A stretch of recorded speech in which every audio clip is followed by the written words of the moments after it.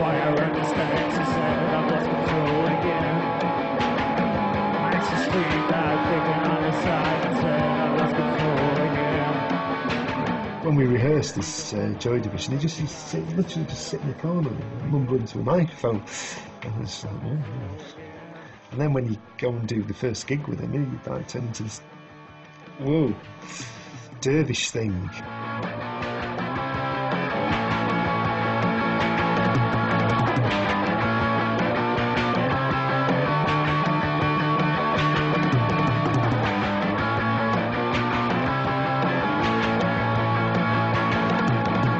Never did any drugs.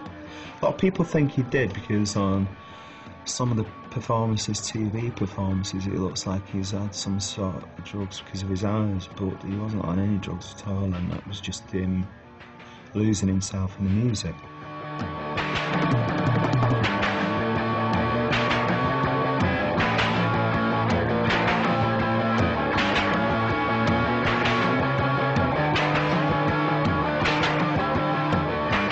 A lot of things about Ian didn't add up. Sometimes he was the most nice, generous, polite, interesting person you'd ever want to meet. But I've seen him put a waste paper basket on his head and headbutt the wall, you know, like John Kreese, like Basil Fawlty. The next day, DJ Rob Gretton offered to manage the band. He had no experience in band management as such. Nor did Tony Wilson and his friend Alan Erasmus, an out-of-work actor. But they too were now managing post-punk Manchester groups. Acts with arty ambitions and little interest in conventional record labels. Bands like the jazz-funk-rock hybrid that called itself A Certain Ratio.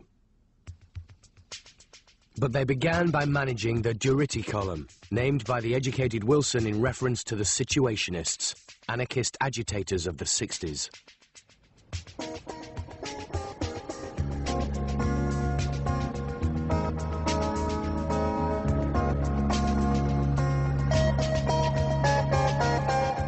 What Wilson and Erasmus needed was a place where their bands could play.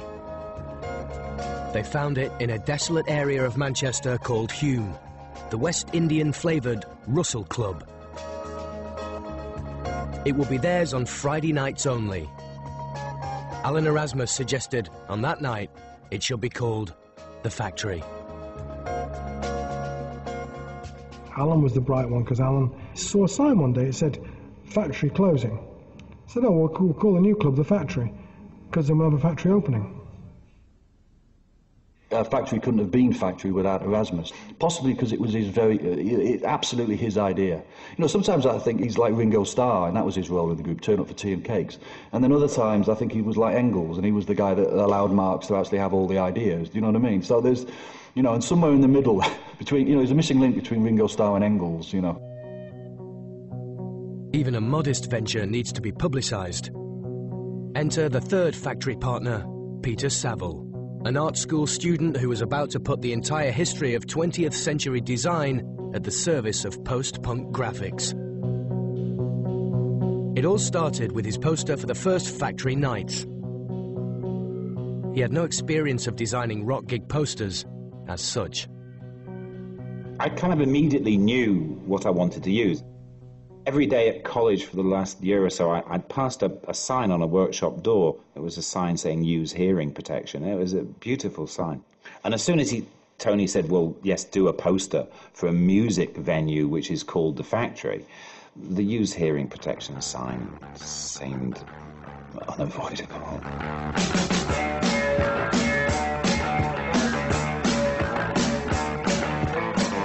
Factory nights at the Russell Club were often empty, bleak affairs. But in the DIY spirit of punk, Wilson decided to put some of the bands on vinyl.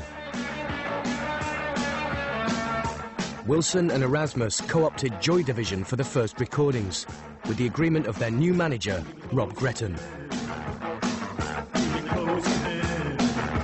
A deal was scribbled on a napkin and signed with Wilson's own blood. He would own nothing of the musicians' work, give them a 50-50 profit split and total freedom. An unprecedented deal, that will become the key business principle of the new Factory Records. I now believe completely differently that musicians are all tossers, every single one of them, but unfortunately they are given this godlike gift of writing wonderful music, without which none of us would be here. So I'm willing to allow them that, but it doesn't allow them to behave like cunts. Tony used to say, look, not only to us but to everybody, if you don't like it, you know what you can do. Yeah, his phrase was the freedom to fuck off. that was how he put it to us. It's so much more valuable than having it tied into a contract and advances and all those hindrances. You have the freedom to fuck off at any point.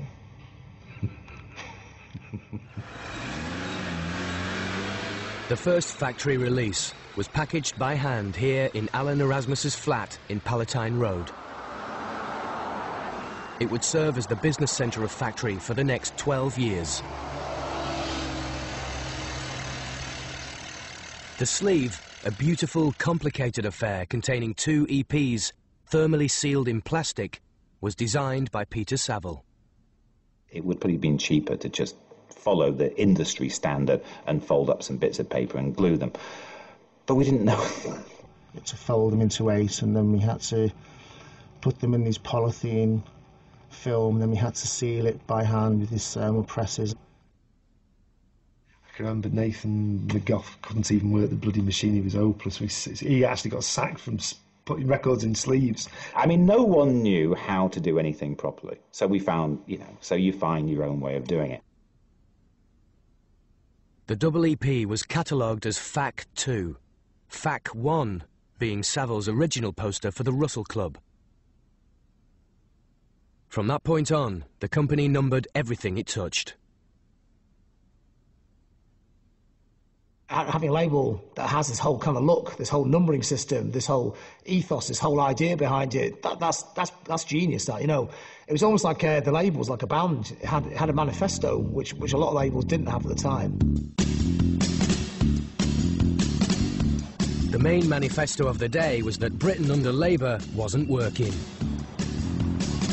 Margaret Thatcher was travelling the length and breadth of the country to remind us. While Wilson's factory was expanding, others were going on strike. There was no rubbish collection, no petrol, no food in the supermarkets, no trains, and no planes. Even the dead had to wait in line.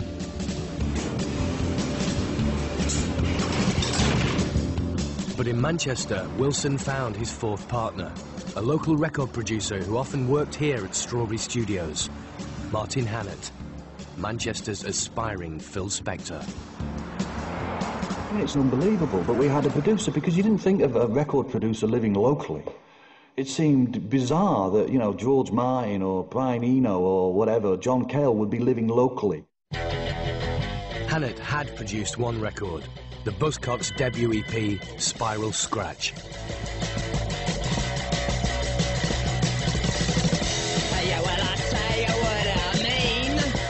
You could get any band, and that band could have been together for as long as you like. They could have been together for 4 weeks or 40 years, and if they were getting on, Martin Hannett would have them at each other's throats within 2 days.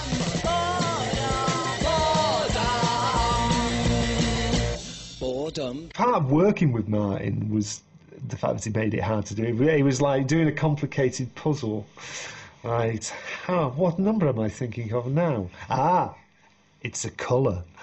Wind the drummer up as much as possible, because his theory was if a drummer is annoyed, they hit the drums harder, and when they hit the drums harder, they sound better. You were never present when he was mixing, because what he would do when he was mixing would be to change everything that you thought would be, what you thought would be the verse would have become the chorus, and vice versa. He didn't have a clue. You wouldn't have thought, because what was his experience? He had no experience as such. Hannett became Factory's in-house record producer, defining and refining the sound of the label's fledgling acts. Like his new partners, he had a game plan.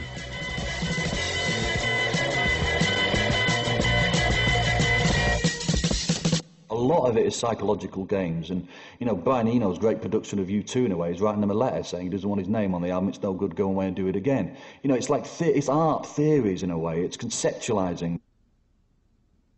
This was a factory created by thinkers to produce music that would fuse intellectual ideals with the new sounds of the street. Wilson, in particular, was an anarchist academic. I used to have conversations with him about stuff, and he was into this situationism business. And which I never... Be a connoisseur of irony. I never got to the bottom of that. I'll have to ask him again. He gets these kind of heavy-duty ideas, and he says them in a really pretentious way, and that's what rubs people up the wrong way.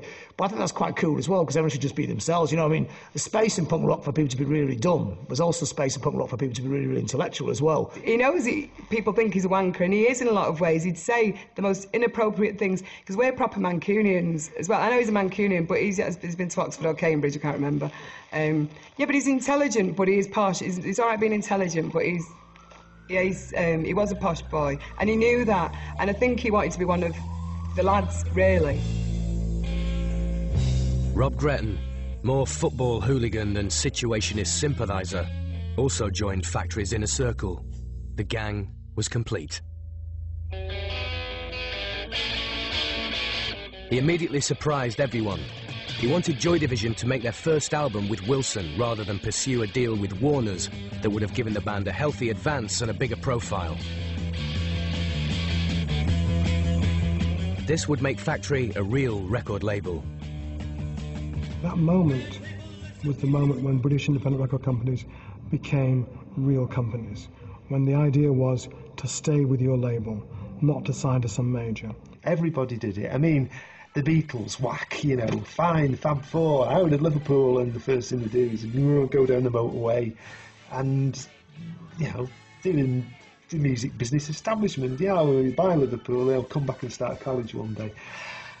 No, we wanted to stay in Manchester. Why should we? I mean that was part of the punk thing. Why have we got to go to Richard Branson? We can do it here. We can do it just as well, if not better.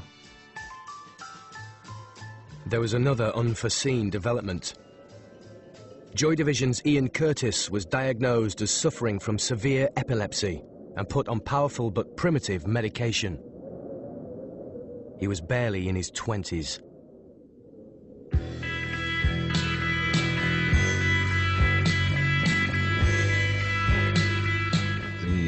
The doctor said to him, I want you to be quiet, I want you to take it easy, no late nights, no alcohol, and no drugs. And he went, and he said, what do you do, by the way? And he went, oh, I'm a librarian. No, I'm lead singer in a, you know, post-punk rock band. Didn't have much chance, really, did he?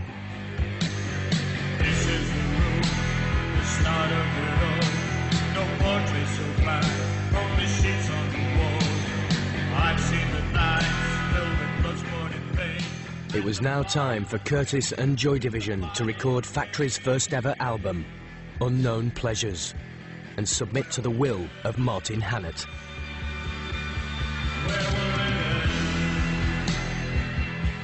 The funny thing about Martin Hannett producing Joy Division in a way is he produced them a little bit like they were a boy band. I'll create you the sound, you know, this is the sound I will think you are. Bernard and I just wanted everything to be like, he said, no, relax, let it flow, give it depth. And we were going, piss off, we're a punk band.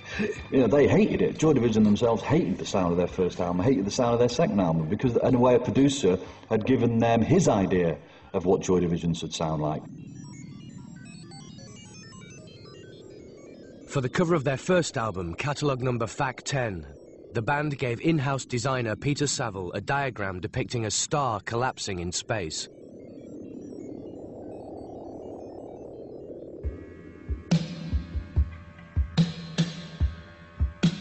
An album cover had to have the name of the group and the title of the album in the top third of